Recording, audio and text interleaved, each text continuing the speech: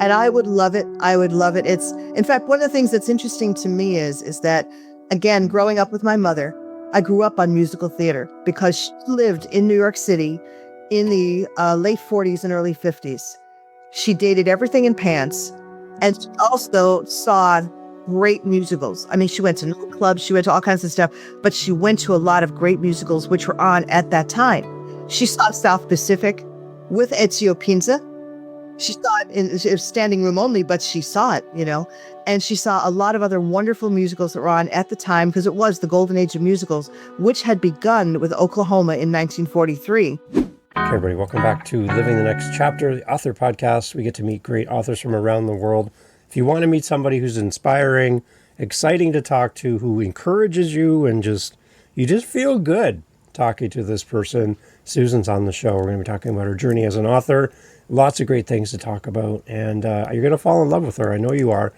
Susan, welcome to Living the Next Chapter. Glad to have you here. Thank you. I'm thrilled to be here, Dave. Thanks a million. Excellent. Tell everybody, Susan, where are you in this big world of ours? I am outside of Charleston, South Carolina. Great place to visit, and seems like everybody in the world does visit at some point during our summers. Some of the nicest people in the world are there, right? Fantastic people. Absolutely great. I've lived here 24 years, and you're going to have to drag me out of here kicking and screaming. Love it. There you go. Okay, so if I come there for the first time, a must-see, a must-food, a must-do thing, what should we do? Well, there are a million places to eat in Charleston, so I don't even want to get too far into that, except that in my town, Mount Pleasant, there is a strip of land, an area called Shem Creek, which is, as you might imagine, right on the water, and it is filled with seafood restaurants. And one of the reasons it's so special is because fishermen will literally drop the fresh catch of the day right on the dock in front of the restaurants so that the restaurants actually have it. So the food is, not surprisingly, absolutely wonderful. That is absolutely great. Also, you don't want to miss the Charleston market, especially because I've been a vendor there. And it is a great place to actually meet people who make beautiful things with their hands, in my case, with my mind, and do beautiful and wonderful things, and you can actually buy their stuff. And so it's great fun to spend time in, walk through, get stuff to eat. It's just a great place. Definitely go to Charleston. There you go. Everyone's going to put that on their list. I hope. Got to get down there. Okay. I like that. Very nice. Well, yeah, I'm up in Canada, so I love traveling virtually through my guests' experiences and what they do and where they live. It's amazing who I get to talk to. So I'm glad you have time for us today. This is great. Very exciting. I was looking at your episode where you'd interviewed a lady from St. Augustine, Florida, who was describing in great detail what her city was like. And that you just looked like your mouth was watering. You looked excited. Right. Right. It's amazing. It's amazing. I've had people on the show from Israel and Dubai and Africa, and you're just like New Zealand, and they're like, do you want to go see the ocean? I'll take you outside. I'm like, okay. Like, I'm on their laptop and I'm like looking around like, oh my gosh, I'm in New Zealand. This is great. So, that's it's pretty fun. It's pretty fun. I love it.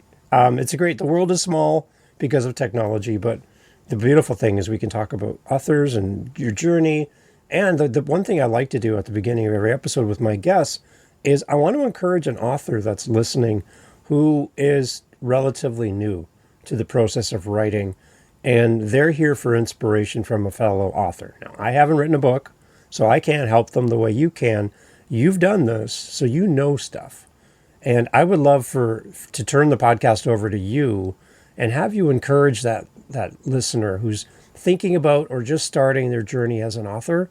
What would be helpful and encouraging for them to hear as they start out their journey from another author? What would you like to tell them?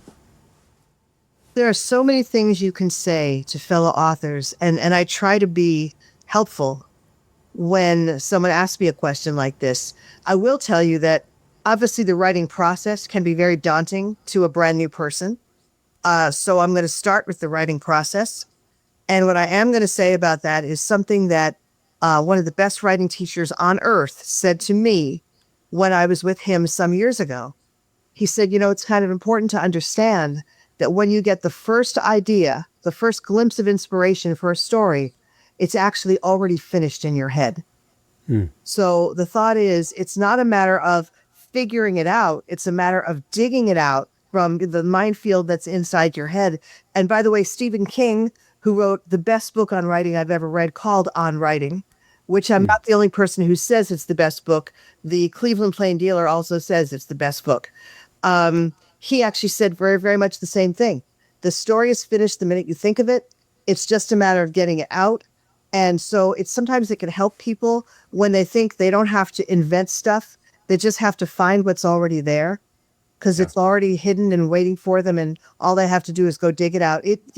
That is a process. That is something that changes you, but it is something that if you're willing to do it, you can find all those wonderful hidden gems. And I think that's a great thing to start with is just realizing it's already there. You've had that idea. You're excited about it. And guess what? It's already finished. Go dig it out. I love the idea.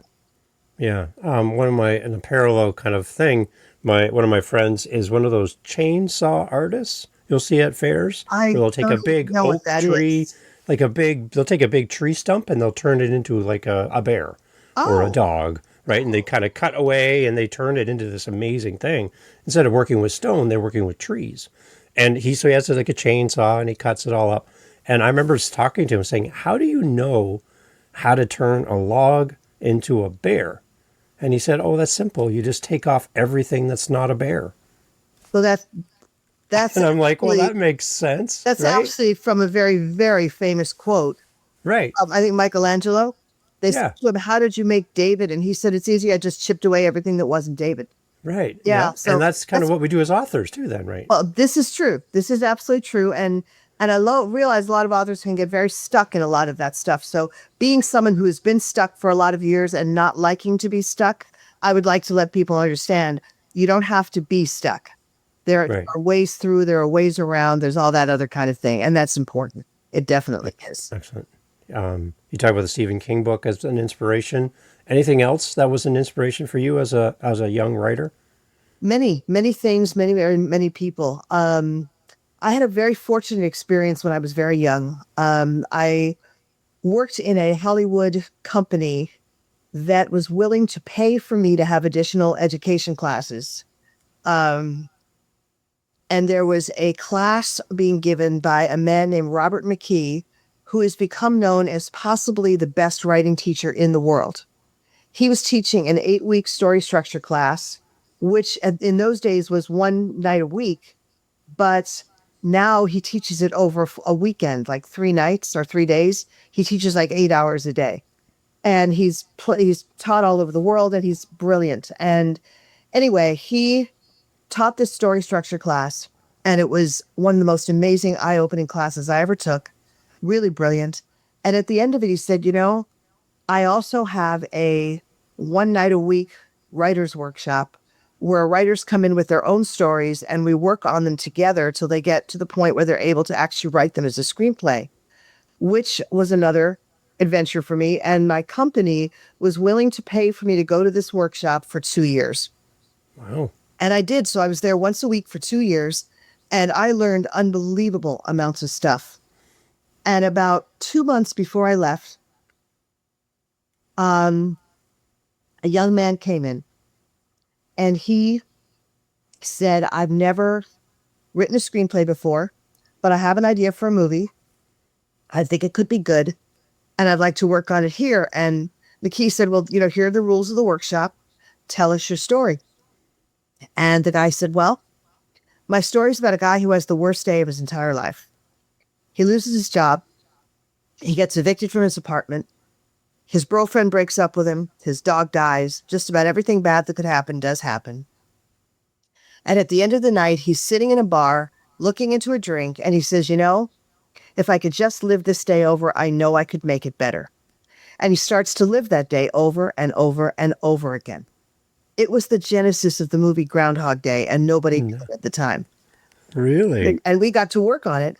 During the time that I was there, I was gone, some weeks later, but he literally has dined out on that story for the last 30 years. It was just such an enormous success and such a cult favorite with so many people. So that part was absolutely wonderful, having the key there. And then I took other classes with another structure teacher whose name is John Truby, who taught a different method. But again, every piece that gives me a little understanding, as far as I'm concerned, helps me to grow as a writer. So I'm still seeking out structure books, story books, thinking I'll come up with the perfect thing. And all of a sudden, writing will be easy. And strangely enough, after 50 years of writing, it's not easy. I don't know why that is, but I keep looking for the magic formula.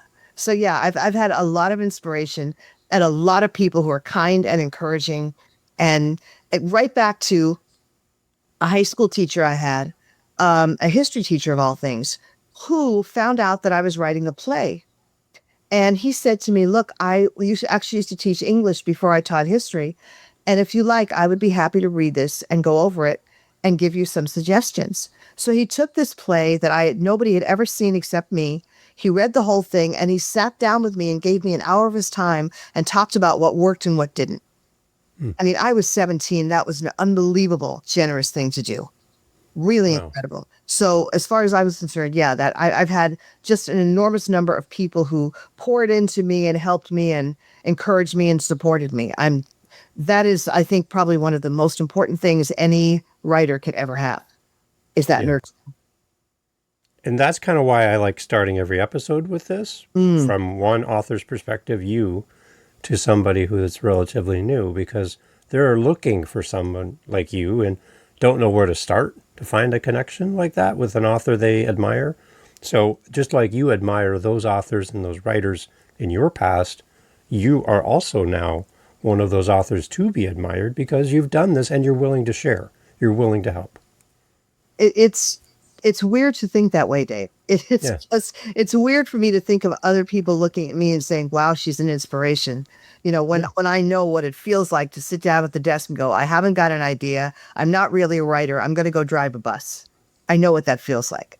So Right. it's weird to be told that, but I thank you for that very much. Yeah. Well, it's well earned because you've done something that many people would love to do but haven't even tried, and you've done it. So we have to honor that. So that's what I love about having you on the show. Let's talk about your journey as an author and kind of what you like to write about. For the readers that are here, they're not necessarily here to learn how to write a book. They're here for you.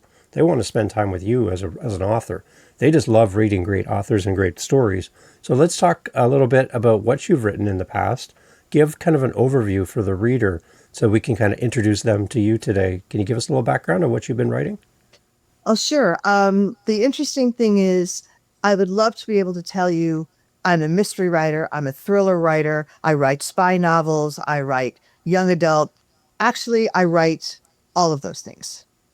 I am what they call a multi-genre author, and that's probably more for the only real reason is that I just can't make up my mind. So I do this, and then I do this, and then I do this over here, and then I do this. It's probably not the best way to build a career, because readers like to know that they're getting from you what Right.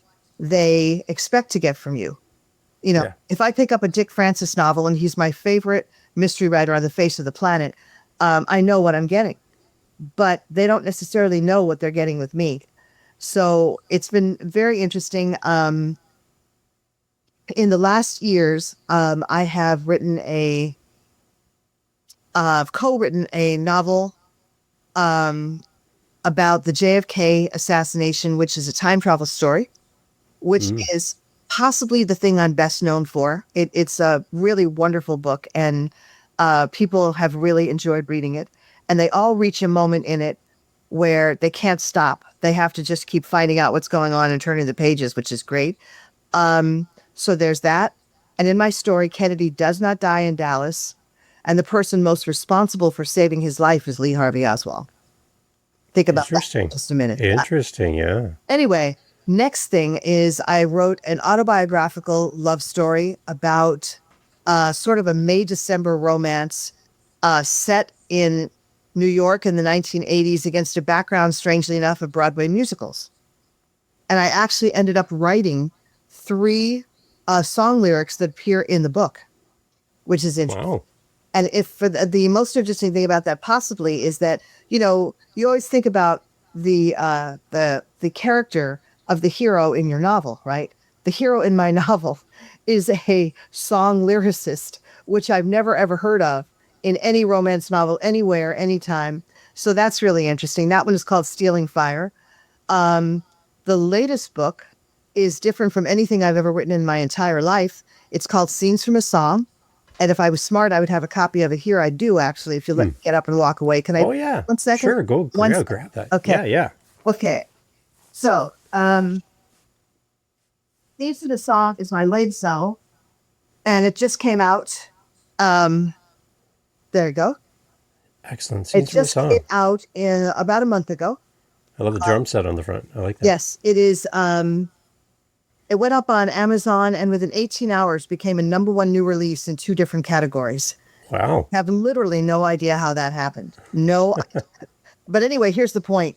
It is a story about a 1960s band and about a song that is part of their repertoire that is so, that has such ability to comfort people, that it comforts people at traumatic and life-changing times of their lives.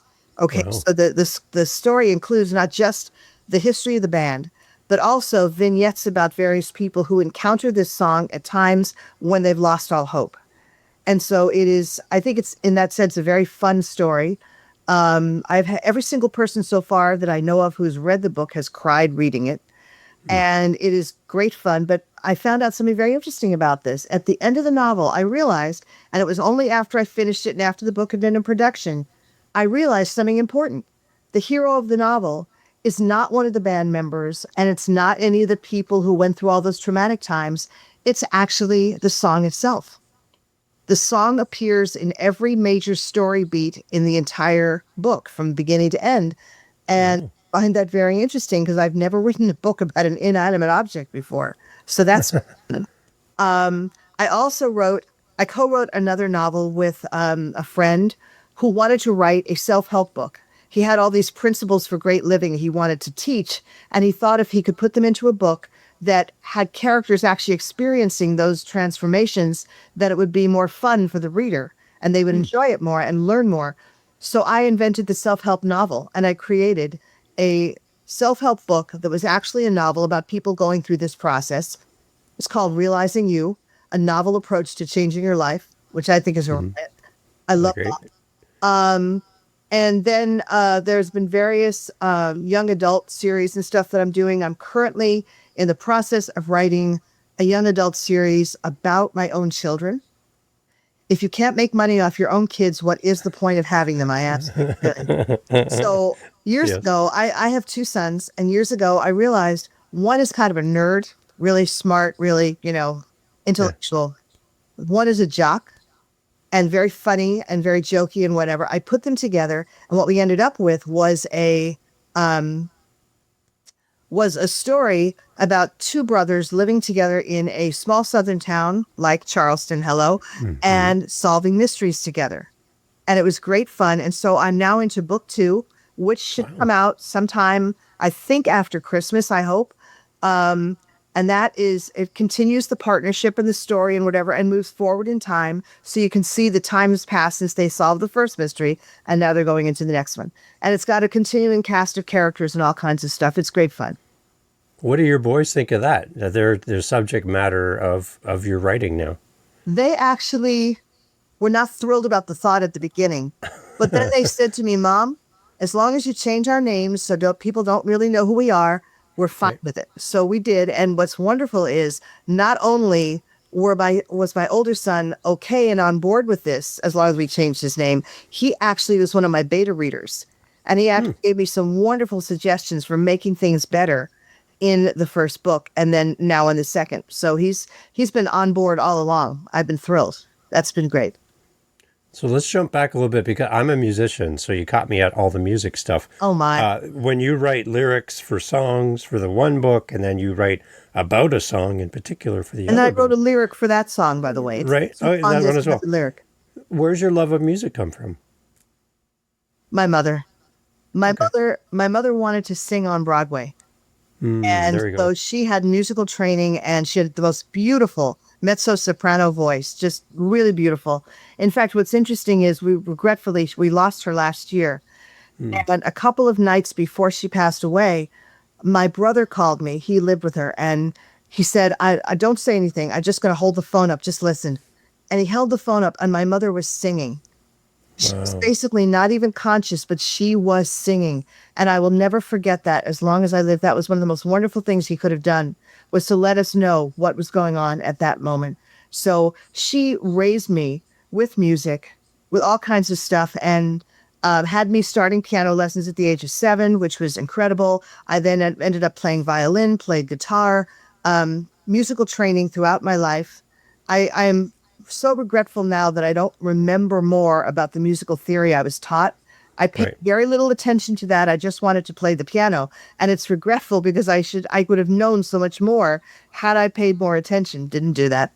But one thing is quite interesting. I almost actually failed a class in college because of my love of music. How about that, huh? Oh, okay. Yeah. That's an interesting Interesting story. Let's story. go. I was in my first semester in college and I was taking astronomy. And we had a planetarium on campus. This is the University of Southern California. And once a week, and in the astronomy class, we had to go to a lab. So we would go to this planetarium and they would have somebody, doing this little lecture. And the lecture would basically come as a voiceover after the lights went down and they would show you all these different stars and all this other kind of thing, all of which is very interesting, except that when the lights went down, what would happen is they would start playing the Nutcracker Suite. Now, I love the Nutcracker Suite. I was raised on it. I was listening to it the time I was 6 or 7 years old. So I knew every note, every line, everything. They would start playing this and I would just float away. I never heard a single thing that anybody said in any of these lectures, got a C Yeah. in the class, and was probably grateful it wasn't a D. But the whole point is it probably would have paid a lot more attention had the music not actually been there. That was the Right. point. Yeah. Love that. So There yeah, you go. music has always been a really big part of my life. It's I'm today's music doesn't do much for me, to be honest Yeah. with you. But the stuff I grew up with, absolutely. Never forget it. Marvelous stuff. Right. There's so much memories tied into music. Oh my God, yes. Just hear a couple notes of a song that's very familiar, and you transport. Right. That's what I love about music. Well, and something what you're saying is so important because that is really sort of the theme of Scenes from a Song, which is Okay. so interesting because I actually got the inspiration to write it from watching a YouTube clip of Paul McCartney. Okay. That, huh? Some years ago, McCartney closed one of his concerts with the song Please Please Me, with a new arrangement and everything. It's my favorite Beatles song. Love it, love it. And I found this and I started playing it and I just fell in love with it. And the reason I fell in love with it was because he was making a film about this series of concerts that he had done, this concert tour. And he was filming the audience primarily so he could then cut it all together later. And so during Please Please Me, people were singing. They knew every single word. They were dancing. They all looked so happy. And several of them were crying. And I thought, my God, how could you cry at a song like this? It's so upbeat. But it didn't matter because it was reaching them on such a visceral level that they were Yeah. bursting into tears. I have watched that clip over 200 times. I loved it so much. And when I got to November of 2018, which is when all this happened, I was writing for National Novel Writing Month, the crazy marathon to write 50,000 Yeah. words of an original novel in 30 days. Well, NaNoWriMo no longer exists. In fact, it stopped operation earlier this year. But what's interesting is the idea has gone on and people like to do it. So I know there are other places where they are doing something like it. And for NaNoWriMo that year, I decided to write this story about this band. And what's interesting about all of it is that it was not as much of a struggle that year to write the book. It just seemed like as I would get to a part where I didn't know what was going to happen, something Yeah. else would come up and I would know where to go with it. I can't quite explain it, but I did make my 50,000 words. I did finish the first draft of the book before the end of 2018. Okay, 6 hours before the end of 2018, but technically still 2018. And I left it for a long while. And I finally thought to ask a friend of mine, would you mind reading this book? Because I don't know what I have, if I have anything. Yeah. And she read it. And I expected her to send me an email, this is what I think. But she called me on a Sunday night. And she said, I just have to tell you, I cried so hard reading this book. And I said, I'm so happy you said that. Because there are times when I was writing it that I was crying so hard I couldn't see the keys on the keyboard. So bless her heart, she was the first one who said to me, I cried reading this. And then about a year and a half ago, I still am thinking about this book. I haven't done anything with it. I don't really know what to do. I gave it to another beta reader, a professional. And she wrote me a report basically saying, I cried 3 times reading this book. I love it. No book has ever affected me like this. This is amazing. And I had Wow. a conversation with her later, and I'd given her all of my stuff to read. And I said, look, you've now read everything I have in work. What do you think if I were to take one project and see it to the end? What do you think? She said, I would do that one. I would do the music one because, number one, it's got so much emotion packed into it. The power of music, the power of memory and music are so powerful together. And I think it's a quick win for you because I think you'll make it, it's an easy rewrite. Well, I did it. And there you are. And it went into production around May, and it was ready to go by mid-August. So here we are. Yeah. Yeah. So that was one of the interesting things. I've never really had a book forward to Camelot, the JFK book, a little bit, but I've never really had a book that affected people so much that they, cried while they read it. Right. Whereas with this book, it seems like everybody who reads it does cry. Hmm. And I don't mean everybody will, but I'm just saying I think that's pretty amazing. I do.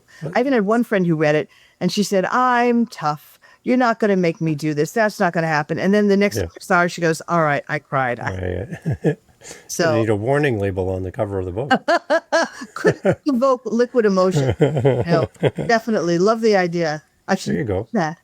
There you Definitely. go. So for the lyrics you've written over your time as an author, I love have you how ever go back have to you, that. I love that. see? Oh yeah, I'm kind of fixating right now.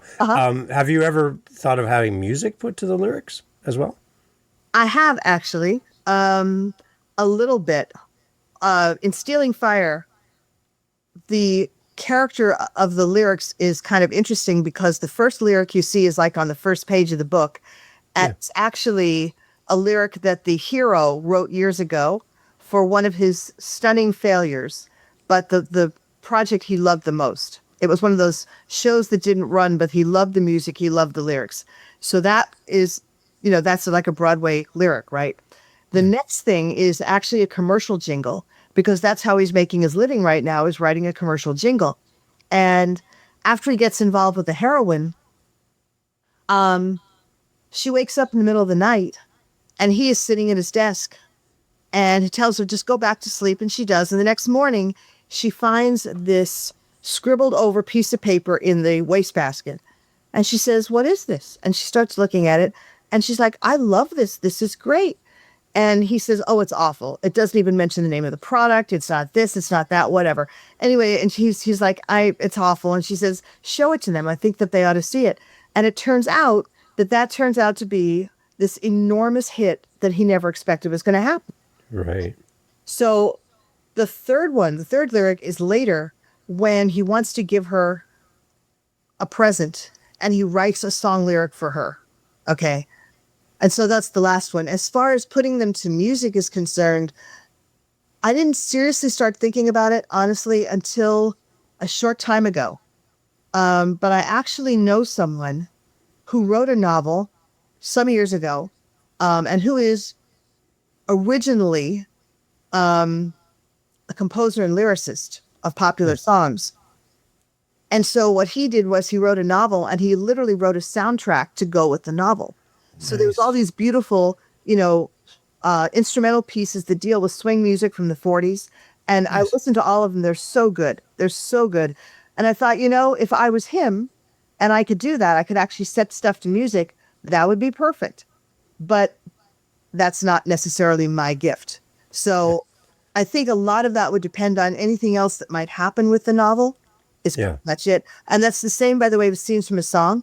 Because again, I have a lyric in there. It was literally the lyric was the hardest thing to write. It was the last thing I finished before the book went into production.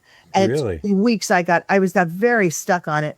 But I also got stuck, if you want to think about it, on the love song that he writes for the girl in Stealing Fire. The song is called Being There. And I actually got the idea when I was with my father at ringside waiting to see a show in Vegas in 1987, which is weird. And I said to him, my dad, I said, give me a napkin. I need a piece of paper. And he handed me his napkin and I started scribbling on it. And I held on to that for literally years because I got this idea about the importance of memory in recalling something that's nothing like being there. That when you come right down to it, you know, you can make it seem better in your memory. You can make it seem worse, but it's Right. nothing like actually being there. And so that's what the song is called, Being There. And I didn't finish that until the book was ready to be published in 2013. So from 1987 to 2013 is 26 years. It's kind of a long time when you think about it. Right. Yeah. It's interesting that your musical childhood, even though it's not something predominantly active for you right now, you do have musical sense. You do have training. You do have knowledge of music. Had you not had that in your lifetime as a child, I don't know what would be different for you today. Because I think that investment of time in music, learning instruments, somehow transported over to today as for you as an author to be some sort of foundation to your writing, because music is still a passion for you. So I think your parents, your family have had an impact on your writing today from those early days as a child as well, as you grew up around music. Well, I think that it's impossible not to be influenced by it when you have as much going on as I did, musically. But what's fascinating now is that the big project that I'm working on this minute is a musical. How about that? Of course it is. Yeah, of course it Wow. Years ago, when I was in Hollywood, this is in my misspent youth, guess we should all have one, right? Yeah. Yeah. In my misspent youth, I worked in a Hollywood literary agency, and they were always giving me books to read with the idea that I might be able to help them find material that would be useful, you know, for their clients or something that they would be able to sell. So on a Friday, one of the agents handed me a book and he said, I just want to know, do you think it's a movie? And I read it over the weekend, and I've never fallen so in love with a book in my life. And I have fallen in love with books, I assure you. This book really meant something to me. In fact, it was such a big deal that after 300 pages, when the hero and the heroine finally actually met, I put the book down, stood up alone in my apartment, and cheered. It was Really? great. I've never forgotten how much I loved it. And every single time I reread it, I had the same reaction. So I went back in on Monday, and the agent said, so what do you think? Is it a movie? And I looked him dead in the eye and I said, it's a musical. It's a musical. There's no question in my mind. It's a musical. Nothing ever happened with that as far as a movie was concerned. And I knew that the book was pretty much forgotten, that no one was paying any attention to it, even though in its day it had been very well known and it had been a bestseller. It was a literary guild selection back then. It was a big deal. Interestingly enough, I found out later that Doris Day actually had her husband reach out to the author because she wanted to do it as a musical movie. How about that? Wow. Back when it Nice. first came out. And he asked the author about it. The author firmly said, no, I have no idea why. But now I think to myself, it's because she was waiting for me. I hadn't been born yet, but she was waiting for me. Anyway, point is that I finally decided to do something about it last year. I reached out to her publisher. Her publisher put me in touch with her heirs, her literary heirs, and they gave me permission to go ahead and start working on a musical edition. So that's Wow. literally what I'm working on now.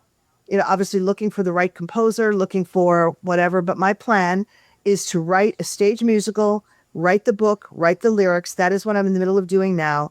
And that's another one where the few people that have read it really have been hit hard by it because it's a terrific story with a lot of emotional resonance. And I think people pick that up even from the very brief thing that I've written about it. I think they pick up how much resonance it actually has. So I'm very excited about that. That's incredible. So what I'm excited about is the opportunity to have you come back in the future to talk about this more as it becomes closer and closer to reality and it gets out there. I'm holding a space for you. Well, Susan. You got to come and back I would and talk love about it. this. I would love it. It's, in fact, one of the things that's interesting to me is that, again, growing up with my mother, I grew up on musical theater because she Yeah. lived in New York City in the late 40s and early 50s. She dated everything in pants, and she also saw great musicals. I mean, she went to Yeah. nightclubs, she went to all kinds of stuff, but she went to a lot of great musicals which were on at that time. She Yeah. saw South Pacific with Ezio Pinza. She saw Wow. it in standing room only, but she saw it, and she saw a lot of other wonderful musicals that were on at the time because it was the golden age of musicals, which had begun with Oklahoma in 1943. And some years ago, I read an article about the making of Oklahoma, which is so fascinating. It came from a failed play that the Theater Guild had had that they wanted to do something with. They asked Richard Rodgers if he would be interested. He was at that time working with Larry Hart. Would you be interested in doing this as a musical? Well, Hart was not that interested, but also was in the last stages of alcoholism and wasn't really in any kind of shape to do anything. So Rogers was interested, and Oscar Hammerstein, who is the lyricist and librettist, they put him together. This was the beginning of their great partnership, and they both liked the idea of it. They made some very serious changes to the story to make it much more palatable than it was, and they turned it into one of the greatest American musicals ever. And what's interesting to me was, as I read later, in this article, they talked about the payoff on Oklahoma because they couldn't get backers. It was really hard to get people to invest in it. If you invested $1 in Oklahoma, you got back 76. This is in 1943. Let's think about that. Wow. Yeah, that's a Wow. significant payoff. One woman apparently invested $25 and made enough money not only to send her son through college, but to give him a stipend for the rest of his life. So it's very, very impressive when you think about it. And I feel very strongly that because the story that I have is history based, it takes place around 1900 in Salt Lake City. So it has a lot of elements already working for it that are very exciting and deal with, the mythical American West and all this stuff. I feel like it could almost be a worthy heir to something like Oklahoma. And I would love for that to be the case. So yeah, that is the most exciting thing I can think of that I've ever done in my career, because it's Wow. terrifying to think that I can't pull it off, but it's also, imagine if something works. That is just so Wow. incredible. Right. Yeah. Yeah, you don't seem excited about this at all. Oh, as no, you I'm talk not. about this. Not No, really. So you don't seem, you seem so disconnected from this. No, I'm correct. joking. Bored. I My don't know gosh. why I mentioned it. Well, let's get on to No, something important. come on, let's get on. I think this is powerful. This is great. Oh, it's ridiculous. It's what's Right? funny is that I had a period of time not so long ago when I quit my job so I could do all this stuff full time. And when I told people I was quitting my job, I was like, "Oh, don't do that." And when I told them I was going off to write a musical, they're like, "Oh, that's cool." There's like immediate change in people's emotional temperature because they were just like, "Wow, you're doing something big."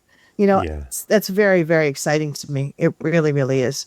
If all the people who say they want to be there on opening night are actually there on opening night, they won't be able to get in the theater. It'll be so big. So we'll see what happens.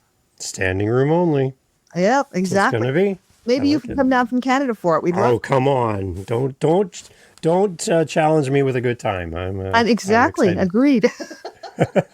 I love it. Okay, so Susan, for people that want to follow your journey through this project and all of the other things and they want to connect with you, where's a great place to send a reader, a fellow author, to come and follow your journey? Where do you want to send them? I'm happy to have them come to my website, which we try to keep updated. It's www.susansloate.com, which is SUSANSLOATE, no spaces, no anything. SusanSloate.com. That's where all the stuff about my book tours, my new projects, everything that's going on is all there. There's links to all the videos and podcasts and stuff that I've done so they can follow what I've done and listen to what I'm talking about. And obviously there's a place they can connect with me. They can send me contact stuff through the website, and I'm happy to be in touch. And I'm one of those people that writes long emails back in case Nice. anyone really wants to hear from me. So I do that. Yes. Excellent. Susan, thank you so much for being here on the show and for all the exciting things you're working on and for bringing music into our lives through lyrics and through story and all of the amazing things you're doing for your boys, too, to have their legacy carry on and stories about their characters with changed names and identity. But I think that's really fun for them, too, to have your mom writing stories about I think that's a great gift that you're giving to your kids through Well, that except that I process as keep well. thinking of the author of Winnie the Pooh, whose son was actually the inspiration for Christopher Robin, who grew up and hated it. So Really? I'm hoping there will be a different ending with that. But thank you very much for that. And thank you for having me here today. I've had a great time. I look forward to coming back and telling you all more about the musical. And I thank you for all the things you're doing for authors everywhere and for would-be authors everywhere who have the opportunity to find out that it's not such a journey, not such a large step between sitting down at the computer or your desk or wherever it is and putting something on paper and then being here a little bit later. It's not so far. Excellent. Excellent. Susan Sloate, everybody, please go check out the website. Go when you buy the book, leave a great review so that other people can find it and fall in love with it as well. And again, follow this person. You're going to love the stuff coming up from Susan in the future. Susan, thank you so much for doing this. My pleasure. Take care. Thank you, Dave. Hey, thank you so much again for pressing play. As you've heard, great guests on the show. And one thing you didn't hear in this conversation is what? What did you not hear? Think about it for a second. That's right. Not a single solitary commercial for a mattress or a supplement or a whatever you call it. No. Why? Because we don't want to break up the conversation with commercials. So the fact that you're still here means that you are a fan of the show, I'm assuming. So if you want to help to keep the podcast going and to make me feel really happy, all I really care about is coffee, okay? I just got to be honest. I love coffee. I'm drinking one right now. It's starting to get cold. I need to warm it up. Helping us with our Buy Me a Coffee link over at livingthenextchapter.com and also in the show notes helps kind of keep the lights on around here. Remember, I'm doing this for free. I'm paying for everything. So I would love to have a little coffee donation, even $5 kind of fills up my cup. And I would love to enjoy a coffee from you. So if you're interested, again, thank you for listening. But you can use our Buy Me a Coffee link and fill up the cup. Thanks for being here.